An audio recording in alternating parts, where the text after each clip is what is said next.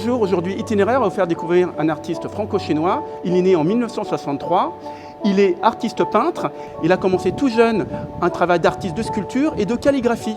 Et vous allez voir que dans son travail d'abstraction occidentale et en même temps avec l'héritage chinois, il nous fait découvrir l'harmonie entre deux amours, la France et la Chine. Je vous fais découvrir tout de suite son travail.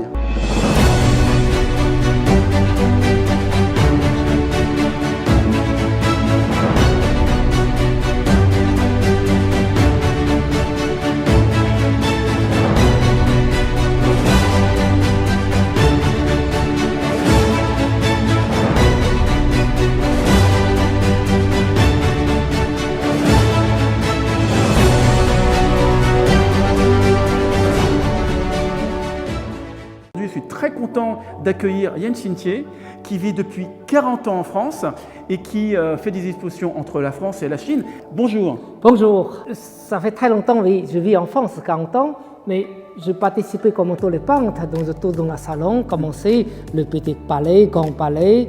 Donc la dernière édition, j'ai entré 5 œuvres dans le musée Guimet et le musée Seine aussi. On a toujours deux cultures différentes avec l'encre et en même temps, c'est pas de l'huile, et en papier et des toiles. Et j'ai essayé, mélange entre deux.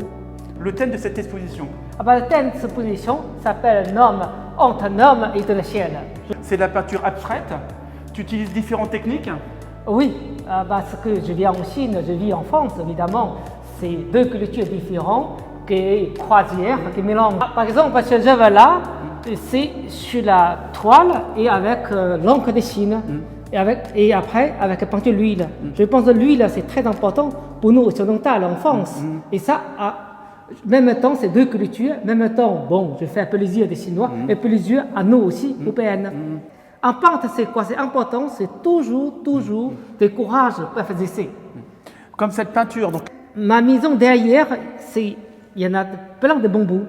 Et plus loin, c'est des montagnes. Évidemment, c'est deux images qui entre les deux. Et en même temps qu'on voit c'est abstrait, pour moi, c'est jamais abstrait. C'est toujours quelque chose derrière. Donc, tu es arrivé à 19 ans en Chine. Qu'est-ce qui t'a emmené à être peintre? Où tu es né, où se trouve ta famille?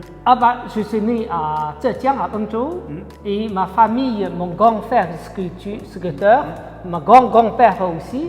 C'est pour ça, je pense que ça baigne dans la famille. D'accord, donc dans ta famille, il y avait des sculpteurs? Oui. Donc, qui t'ont emmené à vouloir faire la même chose? Tout à fait. Ta source d'inspiration première, apparemment, c'est la nature, mais… Je pense à cette pièce toujours par la nature. Par exemple, devant ce tableau, bon, c'est le moment à Paris qu'on a neige.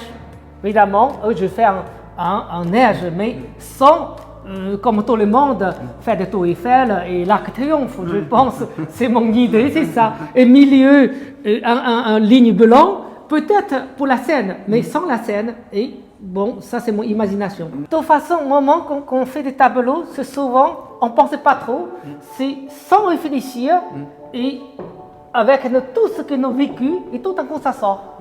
Donc là, on va découvrir ta dernière série de 2023, qui est complètement différente de la série qu'on a vue qui date de 2015 à 2019.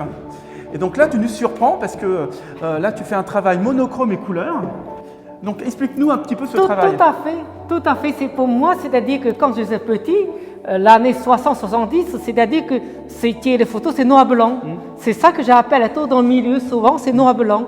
Et tout autour, couleur, on a montré comme modernisé, qu'on a contemporain. Je veux entre en case, en fait, même ces bagages, entre modernisé et l'ancien, vraiment lien et relien, et sans frontières. Même quel que soit, il y en a frontières, toujours. Donc il y a un aspect très plastique et très chimique en même temps. Oui, c'est un peu, c'est-à-dire que très net et en fond, mais c'est pas en fond, c'est un peu, comment dire, un peu comme un brouillard. C'est ça que j'entends. Il n'y a pas de modernisé et non modernisé. C'est-à-dire que c'est pour ça qu'on a donné le nom, temps retrouvé. Eh bien, on arrive hélas à la fin d'Itinéraire. Je te remercie de cette visite, de ton énergie surtout, et de nous avoir découvrir ta vision et ton travail. Et c'est en avant-première parce que l'exposition va ouvrir dans quelques jours. Un souvenir de la nôtre, la paix, souvenir la terre, tout qui trouvait le meilleur des choses.